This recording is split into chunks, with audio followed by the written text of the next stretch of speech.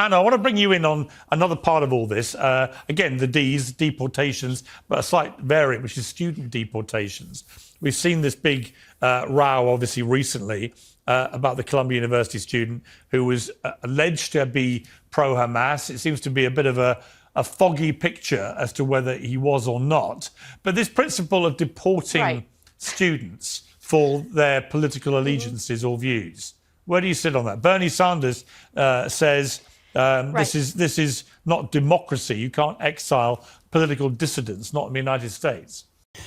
Before Anna responds, I just wanted to respond quickly because this is something I've wanted to talk about for so long. It's disgusting to me how they deported the Mahmoud Khalil guy. He was a green card holder, legal, going to an Ivy League school or an excellent school. Also, there's another sister who got deported, similar story, doctor at an Ivy League school, just picked up and detained and then deported. It's disgusting to me. These people are legal residents. And what do they do besides protesting a foreign country? Not even protesting their own country, protesting a foreign country by the name of Israel. And the media is just so disgusting. For them to say that he was a pro-Hamas supporter is disgusting. Because from what I've seen in these rallies, it's people that are pro-Palestinian. They're not pro-Hamas. And the media is conflating the two on purpose. So then you get desensitized to him. Oh, he was supporting terrorists. That is not the case. Make no mistake, that is not the case here. Sorry, I really had to let that out.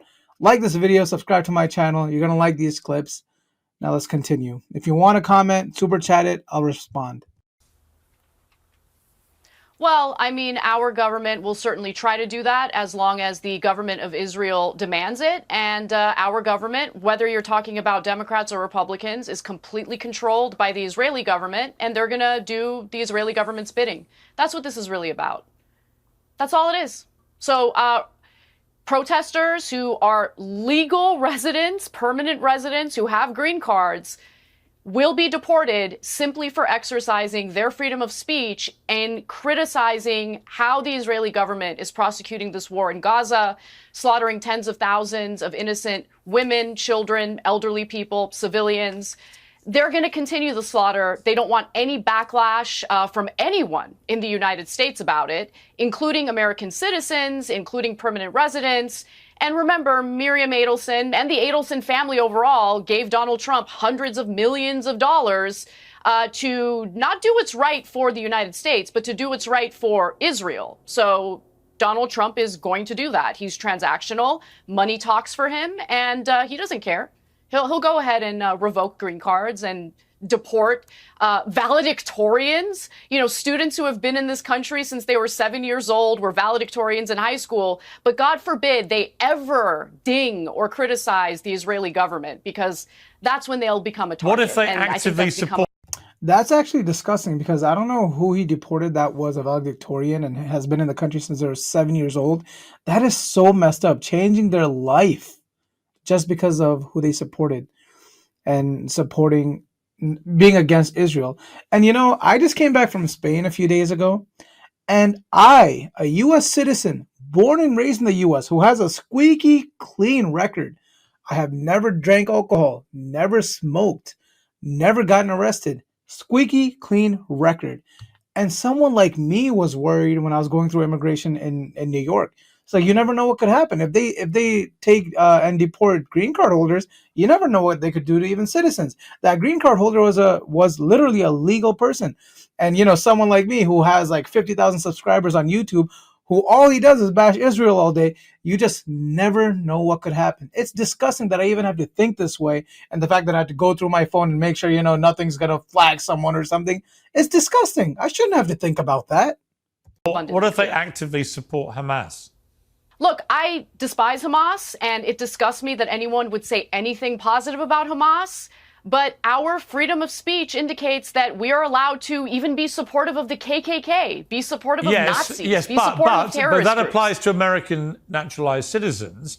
If you've come in on a green card, right? If you say on your green card you support a organization that is a prescribed terror group in the United States, you don't get your green card. That is the argument Marco Rubio made. I thought it was quite a good one. I mean, I haven't got a green card, but I have a visa, and they're very stringent about all these kind of things, right? If you aligned Visas yourself and green cards with a terror Piers, group, you know that. If you aligned yourself with a terror group, you wouldn't get in. Now, Piers Morgan does have a point here. I don't think it's wise that if you're on a green card holder to support Hamas. I don't think that's wise because they're a terrorist organization, especially under U.S. law. So why would you want to support a terrorist organization when you're not even a citizen here? But I will say that terrorist organizations is so subjective because the Palestinians will say that that's a resistance group. And America changes up the terrorist list all the time. Let me give you an example. The Taliban used to be a terrorist group in America.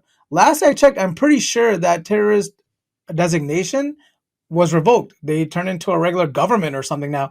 I'm not sure if it switched back to a terrorist organization, but I'm just saying that the U.S. changes it up. So you never know what they could turn into a terrorist organization. What if tomorrow all Palestinians in that area are considered terrorists? What then, right? So why should you stay in? Well, is my visa point. and a green card is hold on, Piers, hold on. Visa and green card is different, as you know. Course, yeah. Someone who's a permanent legal resident is, it's like one tiny step lower than a naturalized citizen. And the point is, whatever allegation the Trump administration is making against these green card holders, it needs to be adjudicated by a judge. Again, it goes back to the issue of due process. If you guys are comfortable with an executive branch official, simply one person unilaterally deciding without any due process that someone has done something wrong and now their green card should be revoked, I think that's setting a really, really bad and dangerous precedent. Again, that concentrates too much power among a very small group of people, and I think people deserve due process. Have a judge weigh in and determine whether or not this person is actually a threat to the United States or our national security, and then make that decision. But Benny, for some reason, they don't want to do that. All right, Benny, Trump has banned the AP from the White House, refusing to rename the Gulf of Mexico to the Gulf of America. He's kicking out student protesters for having views he doesn't like. He wants CNN to be banned from the airwaves and so on. A lot of people saying, hang on, aren't you supposed to be Mr. Free Speech, Mr. President? I actually genuinely want to hear thoughts from Brian Tyler Cohen as well and this Benny guy, because this is something that they should be concerned about, both of them. Aren't you and Elon Musk the standard bearers of free speech? What happened to free speech? Is it only free speech when you like what you're hearing? I love the way that you ask these questions, Piers. You're like my schizophrenic aunt. It was like Thanksgiving dinner after a box of wine. Because in 1 second, you're like, Anna, this scum should have been deported as a member of Hamas. This scum said that they needed to be out. And he said the end of Western civilization is what they're here for, which, in fact, they did. And then in the same question, you're like, Trump's just deporting. Did he say that it's the end? We should end Western civilization? I highly doubt that. If he was trying to be a citizen of the USA, I highly doubt he said that, and I want to see proof of that. Students, because he doesn't like what they say. Right. You can't have it both ways, Piers. Is this guy a supporter of a terrorist group? As somebody asking the questions, I can ask you all difficult questions phrased in different ways to slightly less serious matters, free speech. Respect. But on this issue of free speech, has the Trump administration been consistent? We might find this student, Mahmoud Khalil's views loathsome. There's no apparent, so far, hard evidence he has been pro-Hamas. Wow, nice of Piers Morgan to just sneak that in there. This whole time, he's been making it seem like, oh, this guy's pro-Hamas, pro-Hamas. Now he just says, yeah, there's no hard evidence that he really was. And like, if you've ever gone to a pro-Palestine rally, I would say none of them are. I don't know anyone there who's holding a sign saying pro-Hamas. I don't think any of them are. They're all pro-Palestine because of the craziness that Israel is doing to the Palestinians there. Like, go to a rally and see for yourself. And he disputes that. If it turns out he's not been actively pro-Hamas and we can't find actual words coming out of his mouth to show that, is it right that a green card holder in America should be thrown out of the country? Listen, I'm not an expert on this case. I'm not a green card expert either. So I'm just going to go very quickly to the simple example of you're a guest here, all right? And if you go to another country and Americans go and travel abroad, to tons of countries. Every country on earth right now has an American traveling abroad. If that American decided to support a terrorist faction or behave in a way that was criminal and illegal, right, which is what was happening when you were barricading and burning down and harming students and threatening students, then expect to be kicked out of that country. It's pretty logical, right? And I don't think that free speech has anything to do with it. And as you stated, free speech applies to American citizens, either native born or naturalized. That the Constitution applies to us, not to guests here. So it's the same thing as the criminal alien argument. I want to hear what Brian Tyler's going to say. He's shaking his head. Now, a few comments on what Benny said. So he said that if you're supporting a terrorist organization, if you're burning down buildings, being physical, being violent, you should be kicked out. I agree with that. However, I will say, I don't know if that Mahmoud Khalil guy was doing that. Because the problem I have with this is that why are we kicking out people just because they're criticizing a different country that is a big ally of ours? We should not care that much about that country where we kick out legal permanent residents of our own country who have gone through the process legally and just kick them out because of their opinions. That's messed up. Right. You don't get the same rights if you are a guest here, especially if you came here illegally, right? Although, funny enough, I did discover when Alex Jones tried to have me deported for my views on gun control, I did discover that First Amendment rights apply to me, even though I'm not a citizen, if I'm in America. Correct. And so Barack Obama saved me for the gleeful American nation by saying I was entitled under my First Amendment rights, even though I'm not a citizen, to be critical of the Second Amendment. And so I was allowed to stay. So I thought you were allowed to stay. I did get exactly the same rights to free speech that you did in your country. And I was very grateful, by the way. Brian. I thought you were allowed to stay because you played the Pigeon Lady in Home Alone 2, and it's a classic. Right. Benny's wrong. The Supreme Court has ruled that guests here are entitled to rights under our Constitution while they're here as well. And look, the truth is that if we are, if we are actually abiding by this idea, attacking students, right, and like attacking universities and barricading yourself. I mean, that's not a right under the Constitution. I'm saying that the guy physically attacking or verbally. I'm saying it's bad behavior if you're a guest in a country. That's all I'm saying. I am a massive free speech proponent. I'm not going to sit here and say, you should be kicked out because of your speech. I'm talking. But that is kind of what he's supporting right now. And, Brian, I don't really always agree with him. I respect him, though. I respect him right now. That he is like, yeah, that guy should not have been deported. But you kind of are. A series of criminal behavior. Yeah, you kind of are, Come on, you are. Series of. You're saying if you're a guest in the United States and you say something we don't like, we're going to throw you out. Man, I didn't want to get caught in this because I do not know. I will tell you straight out. There's a lot of people that are experts in the, what's his name? Mahmoud Khalil. Okay, so there's a lot of people that are experts in everything he's ever done. I'm not one of them. All right. So, and there's a lot of, so I'm not one of them. So I'm not really going to argue like for or against this guy, to be honest with you. No, but you're saying if a guest behaves badly, I'm saying in generality, you should be allowed to throw them out. And as Brian rightly points out, riots, you are kind of saying if you don't like what he says, you can kick him out.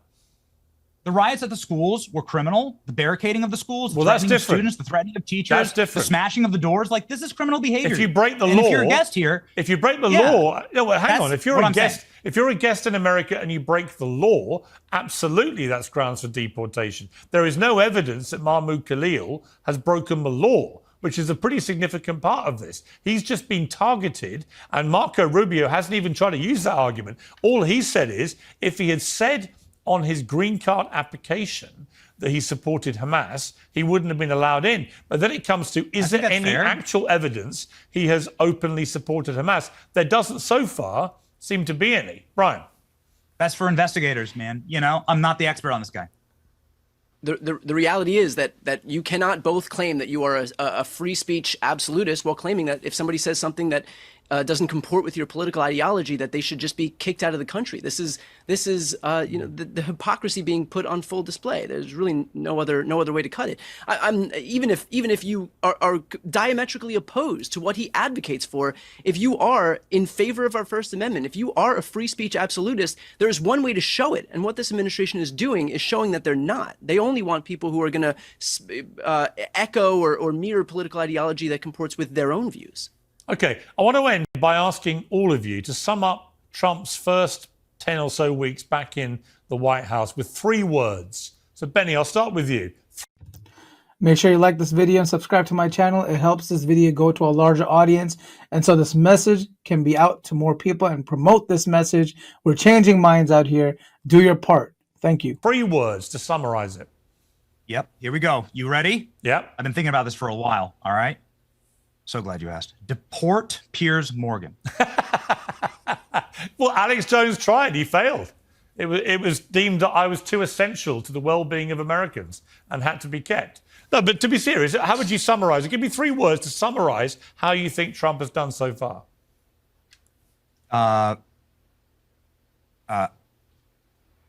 Golden era energy. Okay. Anna? I'm so tired. That's the way to describe it. It is exhausting. I mean, for anyone in the media business, it is relentless and exhausting. It's great for business. We can all pretend it isn't, but it is fantastic for business. If we had Kamala Harris running the United States, I wouldn't have a show by now. So it is incredibly good for everyone in our game. But my God, it is exhausting. Brian, 3 words. You would have been deported under Kamala. I would. Brian. Ready, fire, aim. Ready, fire, aim. What do you mean by that? I mean that he's not thinking through what he's doing. He would rather just fire before he actually aims, and we're seeing things get broken as a result.